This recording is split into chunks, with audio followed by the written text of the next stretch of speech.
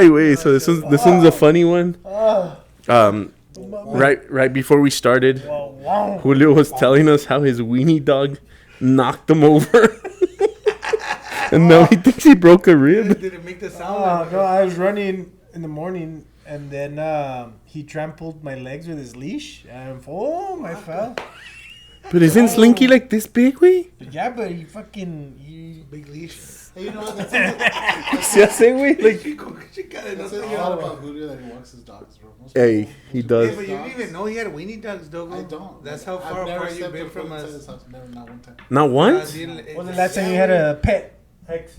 I have 4 dogs. Right now? Hey, what happened with Chevy? I have Louie, Chevy, Bubian, and Snooty. What's Bew? Chevy was always in the pictures and shit in social media. See, wait. The black dog, right, with the red bandana.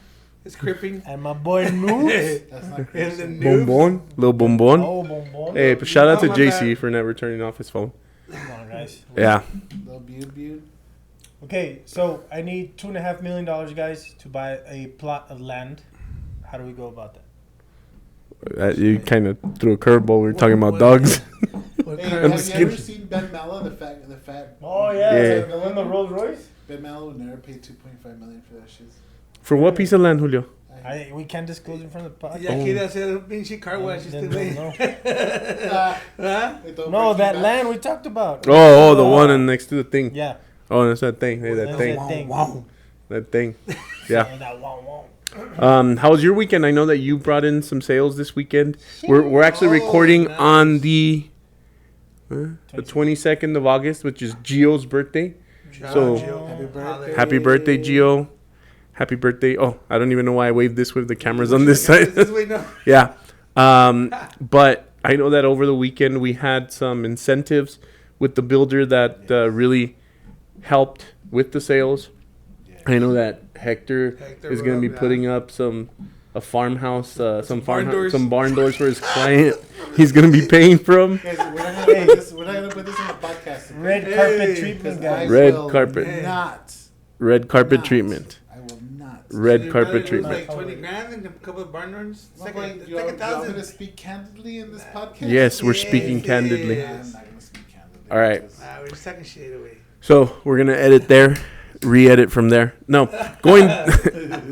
So you had a really good weekend this weekend with the incentives that the builder, was able to provide with the interest rate buy downs. What have you guys seen in the market out there with these interest rates? It's been a little tougher to get people in. I mean, just getting people qualified for those high prices has been tough. But just search a different sphere than what you've been searching. Mm-hmm. Yeah. To talk about that a little bit, when they say, oh, well, people used to have 14% interest rate, 16%, but the houses weren't $500,000. They were like 60 grand, 90 grand. So, I mean, right now we are looking at about what's the average price on a home right now? 290, 285? Say higher. Yeah, a little bit higher. Yeah. So I think we need to start building lower cost homes. Okay. My opinion. Right? Okay. I think one way that a builder can do that is by buying the piece of land and then developing it. Maybe a $2.5 million piece of land. $2.5 million. Which car are we taking? Right. Congratulations to my boy JC. I know last time we talked, he was in the process of building it, but now he actually closed on it. Congrats. His house is located on 1240469 Wellington Way. Daca Street. Right. So a lot of things have changed since the last time we saw each other. One of them being the incentives. I know we talked about, those 14%, the high prices, but what are these incentives doing for the people that are actually out there and that are actively looking for a home? I think a lot of people are on the fence, no? And Yeah, then these gives them a little incentives push. kind of push them more to say Come yes. on. Because everywhere you look on Yahoo, MSN, wherever people get their information from buying houses, I mean, they should get it from us. But whenever they go online or they watch, CNN, they're told that rates aren't going to go down.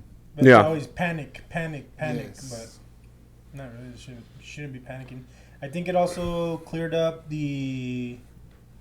example, the type of buyer. We used to get the people that walk into model homes just to see the furniture or see the setup or see the decoration for their home, and now the ones that are there are actually there to buy.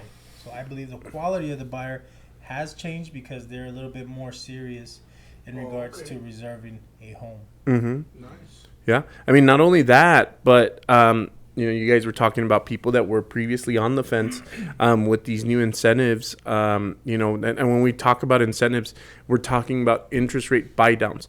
A lot of people, for those of you that don't know what an interest rate buy down is when the seller contributes additional closing cost to reduce your interest rate. So your interest rate goes from high 7 to a mid 5. That does make a big difference. And a lot of people are talking about, it makes a difference of $300 per month.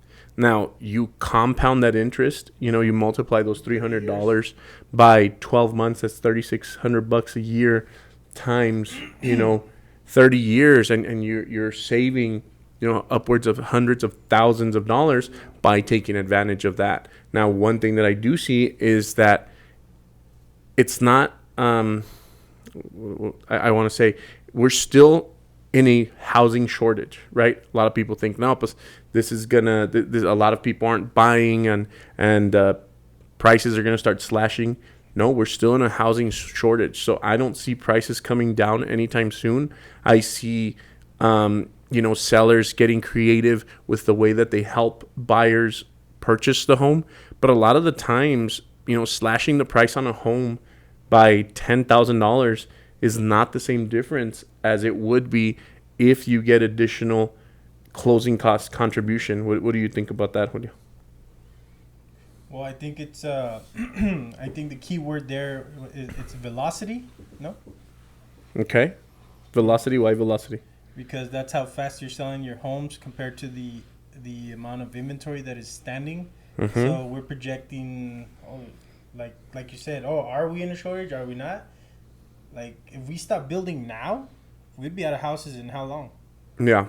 3 months? 3-4 months, we'd be out of houses for sure. Not just us. I mean, the whole Yeah, city. if the entire... I mean, we go back to what happened in 2020 where we couldn't build them fast enough, and what happened to the prices of homes? What happened to the price of lumber? What happened to the price of a bucket of paint? Everything went through the roof, and it goes back to the supply and demand rule there. The more supply there is, the less demand there's going to be, and the less supply there is, the more demand there's going to be. And I think that's what's happening, and that's what's going to happen here. I've talked to a couple of bankers, and they all tell me the same thing. Interest rates are going to be like this for 12 months, 12 to 18 months, the next 12 to 18 months. Yeah. But what are you going to do? I mean, what are you going to do if gas goes to $4? Are you going to stop driving?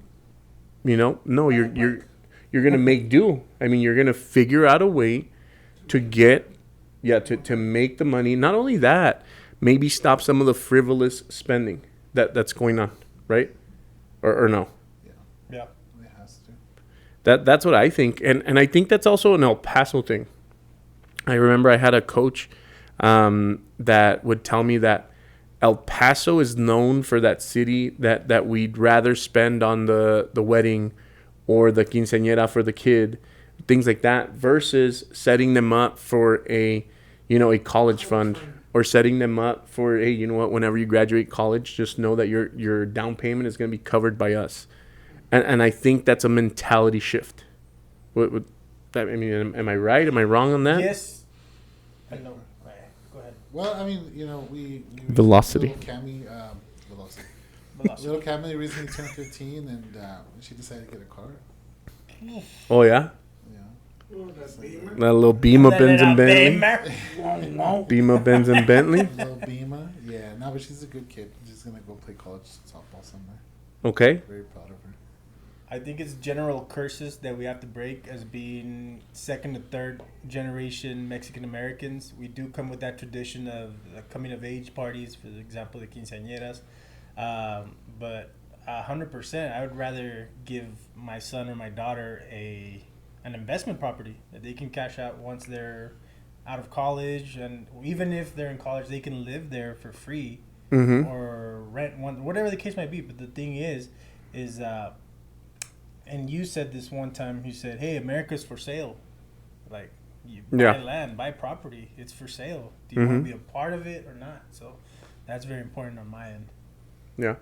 JC, what do you think about that particular, the way of thinking that I think a lot of people in El Paso, in comparison to other places in America, the values or the different traditions that we have going on. What is one thing that you would recommend or change? Well, I mean, the one thing that I say to recommend is to make sure to know or to find out who you're hanging out with. So if you're hanging out with people that have that mentality that they don't want to, no, pues yo a lo mejor la quinceañera, or Julio, house, Hector, car, so it's different mentalities, but at the end of the day, pues, you got to make sure that our kids, right, are secure in some way or another. That maybe Cami has a way to drive her to school and she can pick up little bubbles, from now and help you with that. And now Emily's, gets on track, like, pues mi hijada, she has a little house already there set up. Hey, little, my boy, it's the biggest on the block. A saffron or whatever. Oh, hey, por poquito y no la tenía, hermano. I know. Le iba a regalar. Por poquito y se nos pelaba esa saffron. See, it's the way of keeping them secure. Either as long as it gives back, Yeah. in one way or another. Yeah. And going back to, I know you said that I said a lot of shit, right? And one of the things that I said was, if you're not spending your money into the equity, what are you wasting it on? So if you're not investing, I'm sorry, let me correct that. If you're not investing your money into your equity, what are you wasting it on? So you see that little change in the verbiage. If you're not investing in equity, then you're wasting it on something else. So that's what I think a lot of people need to start realizing, that it's not going to get easier to purchase a home. You're just going to get smarter with your finances. It's a minuscule pivot. Mm-hmm. You have to pivot slightly, and you just got to miss the iceberg by a little bit, and you'll be on your way. Talk about iceberg. Do you think the Titanic hit an iceberg, or did it just... Inside job. It was an inside job. Yeah, that's The something Fed was created after the Titanic sunk. That's something that me and Melissa are talking about. Is, The for us Titanic? to get the girls, for us to get the girls some houses, because by the time they want to buy, like, it's gonna be so much. It's gonna be like Los Angeles, California type stuff. Yeah. You know what Yeah. Really? So people You think say we'll get to that I point? mean? Yes. Eventually. it's going Get there. that way? I mean, look, our average sales price here at Point Homes is $419,000 to correct you. Well, not to correct you, but you guys are probably talking about like a citywide average, but our average at Point Homes is $419,000. Damn, boy. Mm-hmm. Which is Damn, nice boy. casitas. And Yeah. a lot of people say, well, I don't want to be house broke. I don't want to be this. Okay, why? What do you want to do? Oh, I want to travel. I want to this. I want to that. Okay. Once the traveling is over, is that trip tangible? Way to go, Christian. Can you touch that Cancun trip? Can you touch that Miami, that Paris trip? Yeah. You cannot. It's an untangible investment. It's bad. You know, Mhm. buy a house. You can come home and touch your house. So- where else would you rather be broke than in your own home, if that's Mhm. the case? Just to piggyback on what we're talking about quinceañeras and what you're saying, Julio. Yeah, I love quinceañeras. Hey, you have two daughters. Hey, if you have any quinceañeras, you All can the girls- invite all the JC. girls that are- Padrino. All the little I got you, girls player. that have their quinceañera, like the next day, they're saying like, oh, like, can we do another party? Like, can we, like, you know what I mean? Like, The after party. yeah, So isn't no, it? not even an Oh, what do after you mean? party. Like, just like, oh, everything was done. It's gone. Like, and now they don't have anything left. All they have is their dresses and their. They have nothing to show for it. Yes. Exactly. Yeah. The Floats memories, on you know? yeah, memories and pictures. Yeah, my boy, but That's one thing. I mean, in my opinion, you Tangible take assets. you take Tangible those assets. same $20,000 that you were gonna put into a quinceañera, with an average sales price of $419, as we just talked about, and let's call it a 3.5% down payment. That's closer to $15,000. So if a parent Yeah, and I'm not saying that you don't love your kid if you don't have a quinceañera, right? There's certain rites of passage and certain rituals that a lot of people go through. Traditions, rituals, call them whatever. But I think that's where other cultures or other races get ahead from us, right? Because what they do is they do you know what, when my kid, instead of giving them a sweet 16, I'm going to put a down payment on a duplex for him. And then I'm going to manage it for them for 2-3 years, or I'm going to teach them how to manage it for the next 2 years. So it's still going to be under my name as a parent, or maybe under an LLC that I've created for my kid, you know, a trust. And then when they turn, no. They ain't got no. Baby, if you're listening, you're not. I love you. I'm just kidding. Well, and it's Julia, different. You're not gonna have a quinceañera. No, it's very, very different, right? It does have to do with the possibilities that some people have versus others, you know? And if the choice is a quinceañera for my daughter or some sort of big party for my family or an investment, I say choose the investment. 100%. I say choose the investment. How much is the salon right now? My boy. Like 12 grand. Oh, es. Like Hashtag Cibeles. Like an okay salon. Hashtag I know Cibeles. there's the like, okay, bottom tier, mid tier, top tier. Deposits. Depósitos. Medium. So, okay, so what if your daughter asks for one? Like, what, you're just going to say, you know what, unfortunately... Pues, Hey, how are you going to manage? you don't understand now, baby, but in 15 years when you're 30, you will. I think Julio les va a regalar el de este hasta los 40. Hey, my dad answered that question, but he said the means, right? Yeah, it's up to your means, way. Like right now, little baby Julia, little baby Juliana, they're barely what 7, 6, 5, 4, 3, 2, 1, right? You have 10 years to make that decision, and we are lucky enough. You know, we are lucky and not lucky, but we work hard enough, and we are in an industry where it's possible to have both for our kids, right? And it has to do with the means. But what I'm saying is, if it comes down to picking between one or the other, I think the best choice would be the investment, the appreciating asset. Yeah. You know? And you can take all the family and take some pictures at the park or whatever for the memory that you're saying. But the asset you'll have in 20 years. You'll have in 15 years. You'll have when the kid graduates from high school. I remember in high school, I went to Socorro High School. Do you remember what the Tiguas would get?